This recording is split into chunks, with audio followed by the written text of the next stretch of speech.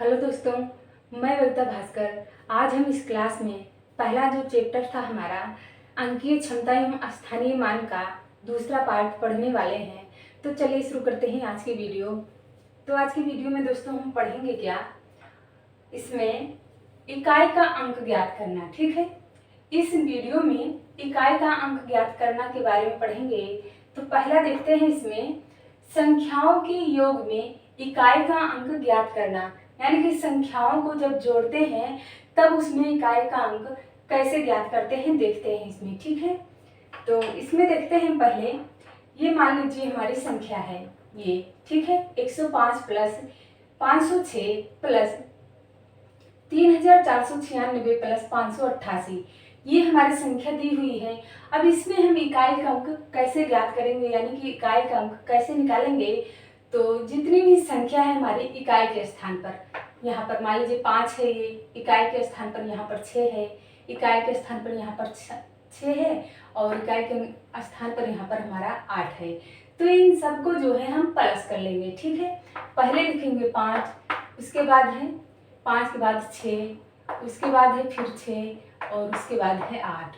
इकाई के स्थान वाले अंक को हम एक तरफ लिख करके और उसे प्लस कर लेंगे। ठीक है, प्लस करने के बाद हम इसमें देखेंगे कि संख्या हमारी जो आ रही है 25 आ रही है।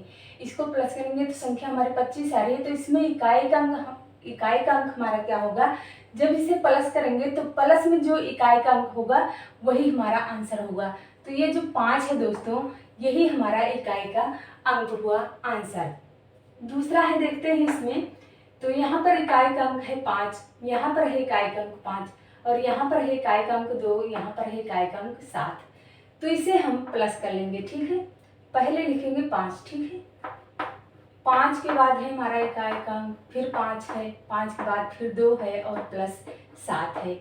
इसे जब हम प्लस करेंगे दोस्तों, तो जो इकाई का अंक हमारा आएगा वो आएगा हमारा 19, प्लस करने पर टोटल आएगा हमारा, तो इकाई का अंक जो होगा हमारा वो 9 होगा। ठीक है, 9 आंसर होगा हमारा।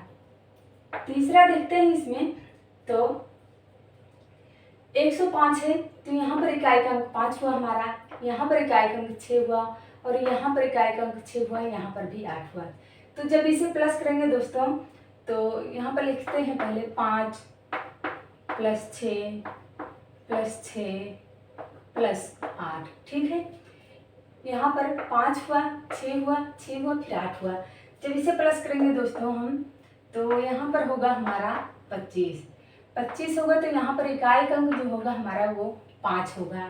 तो ये तरीका होता है दोस्तों संख्याओं के योग में इकाई का अंक निकालने का। ठीक है, ये मेथड होता है। अब दूसरा जो है हमारा गुणनखंड में इकाई का अंक किस तरीके से निकालते हैं देखते हैं इसमें। ठीक है, तो इसमें पहला जो है इकाई का अंक जो है 6 है, यहाँ पर 8 है और यहाँ पर 2 है। इसमें क्या होता है दोस्तों कि इकाई का अंक योग वाले में, संख्याओं के योग यानी कि जोड़ वाले में इकाई का अंक हम निकाल करके और उसे प्लस कर लेते हैं। जितना आंसर आता है उसमें जो इकाई के स्थान पर अंक होता है वही हमारा आंसर होता है।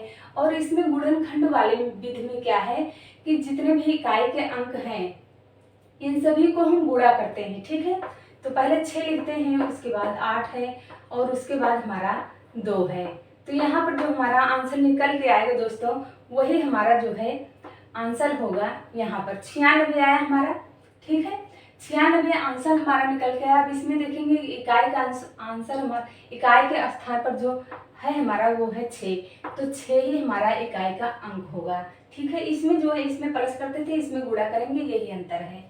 और दूसरा वाला देखते हैं, तो यहाँ पर 6 है, यहाँ पर 6 है, यहाँ पर 2 है और यहाँ पर 3 है।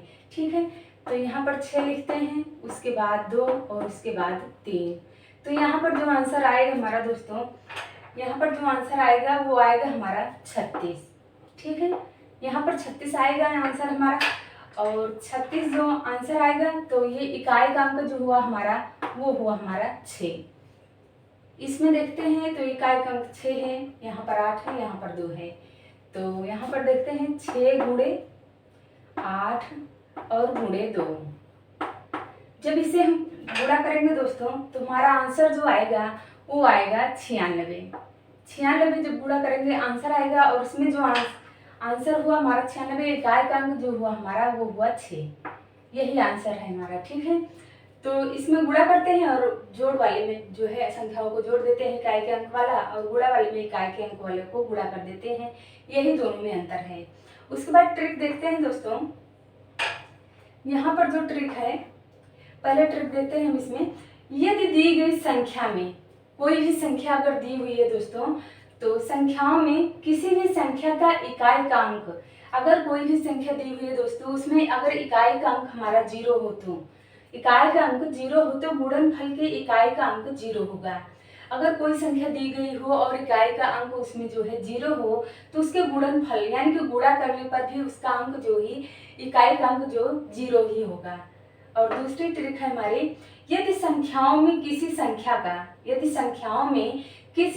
का इकाई का अंक 5 हो तो, और किसी अन्य संख्या का इकाई का अंक सम संख्या हो तो गुणनफल का इकाई का अंक 0 होगा। यहाँ पर देखते हैं, जैसे यहाँ पर लिखा है हमने, मान लीजिए यहाँ पर इकाई का अंक हमारा क्या है, 5 है, ठीक है। इकाई का अंक हमारा 5 है और संख्या जो है सम संख्या हो तो इकाई का अंक 5 हो गया हमारा, और यहाँ पर सम संख्या मान लीजिए 2 है। तो जब इसे गुणा करेंगे दोस्तों हमारा तो हो जाएगा 10, ठीक है। सम संख्या हुआ हमारा, ठीक है। यहाँ पर 10 हो गया। अब इसे यहाँ पर मान लीजिए 5 है और यहाँ पर 4 है, तो 5 चौक 20 हो जाएगा हमारा, ठीक है। यहाँ पर है तो 6 पंचे 30 हो जाएगा हमारा, और यहाँ पर है तो 8 पंचे 40 हो जाएगा हमारा। इस तरीके से इसमें होता है दोस्तों, ठीक है। कहा गया कि 5 हो तो और अन्य संख्या का इकाई का अंक सम संख्या हो तो, यहाँ पर 5 जो है और यहाँ पर सारे संख्याएं जो है हमारी सम संख्या है, तो आंसर भी हमारी सम संख्या ही आएगी। आगे देखते हैं, गुणा करने पर जो है सम संख्या आएगी दोस्तों। और तीसरा है हमारा, घातांकीय संख्याओं में इकाई का अंक ज्ञात करना। घातांकीय संख्याओं में इकाई का अंक किस तरीके से ज्ञात करते हैं देखते हैं। तो पहला है यहाँ पर 5 के घात 2 यानी कि 5 पावर 2, ठीक है। इससे देखते हैं किस तरीके से लिखते हैं। तो यहाँ पर है 5 के घात 2 का अर्थ है दोस्तों 5 का डबल बार गुणा, ठीक है। तो जब इसे हम गुणा करेंगे तो हमारा आंसर जो आएगा वो आएगा 25, ठीक है। 25 आंसर आ गया हमारा। तो इसमें इकाई का अंक जो है हमारा वो है 5, यही आंसर है हमारा। और यहाँ पर देखते हैं तो 4 के घात 3 लिखा गया है, तो इसका अर्थ है कि 4 को हम ट्रिपल बार गुणा करेंगे, 3 बार गुणा करेंगे। यहाँ पर इस तरीके से इसमें घात का अर्थ होता है, ठीक है। स्क्वायर का अर्थ डबल बार होता है और क्यूब का अर्थ दोस्तों 3 बार होता है। उन्हीं संख्याओं को 3 बार गुणा करना। तो यहाँ पर 4 चौक 16 हो गया, 16 16 32 16 तो 64 आंसर आएगा हमारा, ठीक है। तो यहाँ पर जब 64 आंसर आ गया हमारा, तो इसमें इकाई का अंक जो हुआ हमारा वो 4 हुआ, ठीक है। 4 हमारा एकदम राइट आंसर है। तो ये तरीका होता है दोस्तों। यहाँ पर पहला है संख्याओं के एक योग में जो है इकाई का अंक निकालना, दूसरा है गुणनखंड में इकाई का अंक निकालना, और तीसरा है घातांकीय संख्याओं में इकाई का अंक निकालना। यही तरीका, यही मेथड होता है इकाई का अंक निकालने का। कहते हैं दोस्तों, हम यदि संख्या के आधार में इकाई का अंक 0, 1, 5 और 6 हो तो उसके सरल मान में इकाई का अंक ज्ञात कैसे करते हैं देखते हैं। यहाँ पर है दोस्तों आधार, ठीक है। आधार और घात किसे कहते हैं, तो मान लीजिए ये हमारा 0 है और 0 की पावर 5, ठीक है। तो ये हमारा जो 0 है ये हमारा आधार हुआ, और जो 5 है दोस्तों इसे हम घात कहते हैं, ठीक है। तो ये आधार, इसको आधार कहा जाता है और इसे घात कहा जाता है, ठीक है। अब आप समझ गए होंगे कि आधार और घात किसे कहते हैं। तो उस हिसाब से देखते हैं क्वेश्चन में अब हम। तो यहाँ पर पहला देखते हैं, तो कहा गया है 0, 1, 5 और 6 हो तो, ठीक है। तो यहाँ पर 0 की पावर 5 है यानी कि 0 का घात 5 है। अगर हम 0 को घात 5 लगा है दोस्तों, तो इसे हम 0 को जो है 5 बार गुणा करेंगे, ठीक है। 5 बार गुणा करेंगे, 5 बार गुणा करेंगे तो हमारा जो आंसर निकल के आएगा वो आएगा हमारा 0 ही, ठीक है। यहाँ पर अगर हम 1 की पावर 10 लिखा गया है, 1 को अगर हम 10 बार गुणा करते हैं, ठीक है। 1 को अगर हम 10 बार गुणा करते हैं यहाँ पर, तो 6, 1 7, 1 8, 9 और 1 10। 1 2 3 4 5 6 7 8 9 10। 10 बार अगर गुणा करते हैं, ठीक है, क्योंकि 1 की घात 10 लिखा गया है।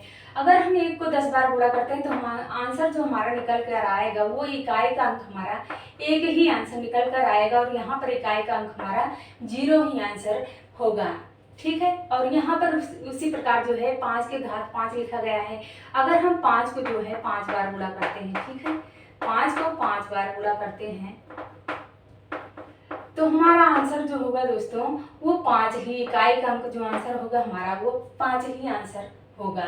उसी प्रकार 6 का करते हैं तो 6 गुणे 6 गुणे 6, 6 के घात 5 लिखा गया है तो 5 बार गुणा करेंगे, ठीक है, यहाँ पर। तो यहाँ पर हो गया हमारा, और आंसर जो इकाई का अंक निकलेगा दोस्तों वो 6 ही होगा हमारा। ये इकाई का अंक हमारा 6 ही होगा। तो ये ट्रिक होता है दोस्तों, इसमें यही ट्रिक लगती है। इसमें कहा गया यदि संख्या के आधार में इकाई का अंक 0 1 5 6 हो तो आधार जो है ये है हमारा और घात जो है ये है, तो 0 1 5 6 है आधार में हो तो उसके सर्वनाम में इकाई का अंक ज्ञात करते हैं। तो जो आधार होगा दोस्तों, अगर 0 1 5 6 ही है, 6 है आधार में, तो इस मेथड में दोस्तों वही हमारा आंसर होगा। कितना भी हम घात कितनी भी लिखी गई हो आप गुणा कर लें, लेकिन इकाई के अंक में हमारा आंसर वही आने वाला है जो आधार में है, इस मेथड के हिसाब से। दूसरा तरीका इसमें देखते हैं। मान लीजिए यहाँ पर हमारा 5 8 और 4 0 ये हमारा आधार हुआ, ठीक है, आधार में, और घात में है 2 0 4, घात में जो है 2 0 4 लिखा गया है। तो यहाँ पर अगर हम इसे गुणा करते हैं, ठीक है, अगर हम इसे गुणा करते हैं तो हमारा जो आंसर निकल कर आएगा वो इकाई का अंक हमारा 0 ही आंसर निकल कर आएगा, ठीक है। यहाँ पर अगर हम दूसरा है हमारा आधार जो है वो है 7 9 1, 7 9 1 घात जो है 55 लिखा गया है, यानी कि 5 5 लिखा गया है। अगर हम इसे गुणा करेंगे दोस्तों तो इकाई का अंक जो निकल कर आएगा हमारा वो 1 ही निकल कर आएगा, आंसर 1 ही होगा इकाई का अंक।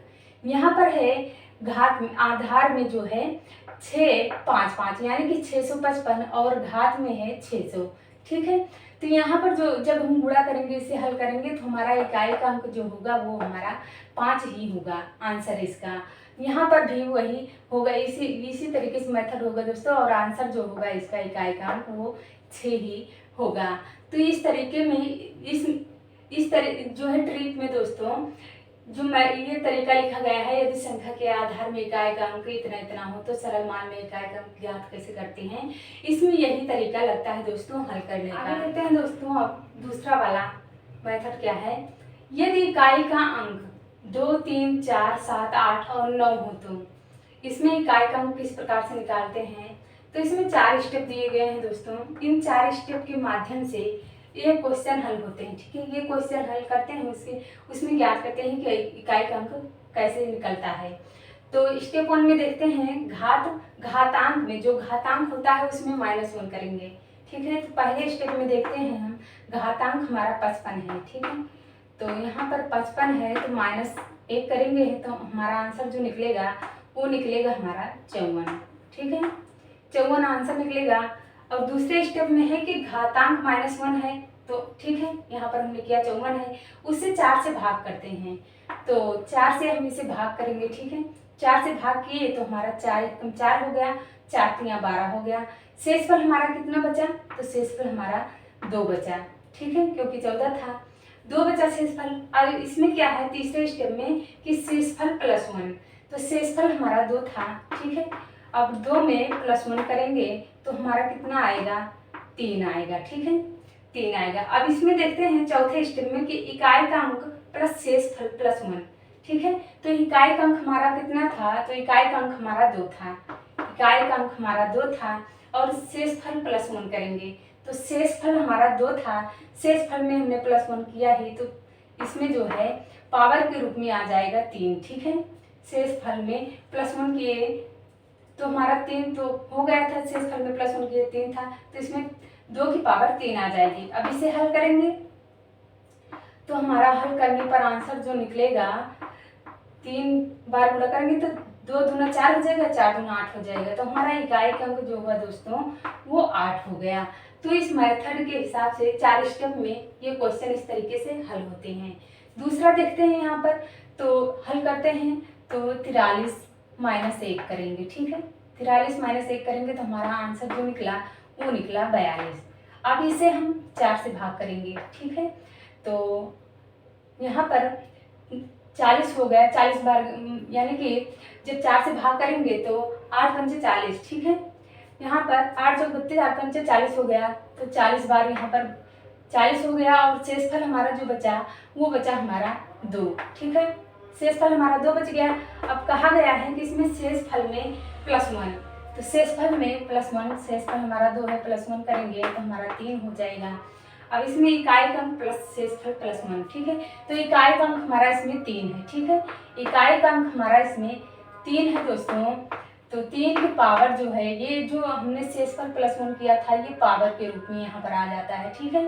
तो अब इसे हल करेंगे जब हम, तो 3 गुणे 3 गुणे 3, ठीक है। तो यहाँ पर आ जाएगा हमारा आंसर 27, 3 9 27। यहाँ पर इकाई का अंक हमारा 7 हो गया दोस्तों। तो इस मेथड के हिसाब से यानी कि इन 4 स्टेप, इस मेथड में जो है इकाई के अंक में इतनी संख्या जब हो तो किस तरीके से इकाई के अंक में आंसर निकालते हैं। तो इन 4 स्टेप के माध्यम से दोस्तों ये क्वेश्चन हल करके आप इकाई का अंक निकाल सकते हैं, निकालते हैं। यही तरीका होता है निकालने का। और यहाँ पर क्वेश्चन लिखे हमने देखते हैं, तो 55 की पावर 65 गुणे 226 के घात 75 गुणे 550 के घात 65, ठीक है। तो यहाँ पर इकाई का अंक 0 है, यहाँ पर इकाई का अंक 6 है, यहाँ पर इकाई का अंक 5 है। तो हमने बताया था दोस्तों कि आपको कहीं भी आधार में, ये तो हमारा घात है और ये आधार है, कहीं भी आधार में आपको इकाई के अंक में 0 अगर मिलता है तो हमारा आंसर जो निकलेगा दोस्तों वो हमारा आंसर 0 ही हमें मिलने वाला है। देखते हैं यहाँ पर 6 पंचे 30, इसको गुणा किया दोस्तों, क्योंकि 0 में गुणा होता ही नहीं है, 0 ही आता है। 6 पंचे 30 हो गया हमारा। यहाँ पर देखें तो हमें जो इकाई के अंक में मिला वो 0 ही मिला। तो आप इस ट्रिक को अपना सकते हैं दोस्तों। अगर कहीं आधार में आपको 0 मिलता है, इकाई का अंक अगर ज्ञात करना है आपको, आधार में कहीं 0 मिलता है इकाई के स्थान पर, तो आंसर उसका 0 ही होना है, ये तय है, ठीक है। ये तरीका होता है ज्ञात करने का। आगे देखते हैं दोस्तों अब गुणा की अवधारणा। गुणा की अवधारणा में देखते हैं तो इसमें ज़्यादा कुछ था नहीं, हमें क्या नई चीज़ जाननी है इसमें। तो मान लीजिए ये हमारी संख्या है, ठीक है। ये हमारी जो संख्या है इसे हम गुण्य कहेंगे, और इस संख्या में हमें किस संख्या से भाग देना है।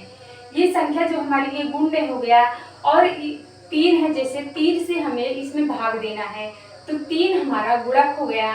और जब हम गुणक से गुण्य में भाग देंगे, यानी 3 से जब इस संख्या में हम भाग देंगे, जो आंसर हमारा आएगा वो हमारा गुणनफल कहलाएगा। जैसे देखते हैं तो 3 त्रिका 9 हो गया हमारा, 3 गुना 6 हो गया, 5 1 15 के 5 हो गया, हासिल 1, 4 3 12 1 13 हो गया, ठीक है। आंसर हमारा 13 आंसर आ गया हमारा। तो ये जो आंसर है आया हमारा, ये हमारा गुणनफल कहलाएगा। यही इसमें थोड़ा नया था दोस्तों, इसलिए हमने बताया, और ज़्यादा कुछ इस चैप्टर में था नहीं। आगे देखते हैं भाग की अवधारणा। भाग की अवधारणा में क्या है कि भाजक, भाज्य, भागफल और शेषफल किसे कहते हैं ये देखते हैं। तो मान लीजिए हमें 6 संख्या है हमारी, 6 अंक है हमारा, 6 से हमें 45 में भाग देना है। तो यहाँ पर जो 6 है हमारा ये भाजक हो गया, ठीक है। 45 संख्या में हम भाग दे रहे हैं, तो 45 हमारा भाज्य हो गया। अब यहाँ पर जो भाग देंगे, 6 से 45 में हम भाग देंगे, तो हमारा जो आंसर आएगा वो भागफल आएगा। तो यहाँ पर देखते हैं, तो 45 में अगर हम 6 से भाग देंगे तो यहाँ पर 7 आएगा हमारा आंसर, ठीक है। और यहाँ पर जब हम भाग देंगे 45 में, तो 42 43 44 45, यहाँ पर आंसर हमारा 42 आ गया, ठीक है। 7 बढ़ गया, 42 आया। शेषफल हमारा 3 बचा, ठीक है। शेषफल हमारा 3 बच गया। तो इस संख्या से अंक से हम 45 में भाग दें, ये हमारा 6 भाजक हो गया, 45 भाज्य हो गया। 7 बार गया दोस्तों, 6 7 42, 7 बार गया, ये 7 जो आया आंसर ये भागफल हो गया हमारा, ठीक है। अब यहाँ पर जब घटाए हम इसको, तो हमारा 3 जो बचा ये हमारा शेषफल हो गया। तो यही भाग में दोस्तों जानना था कि भाजक, भाज्य, भागफल और शेषफल किसे कहते हैं।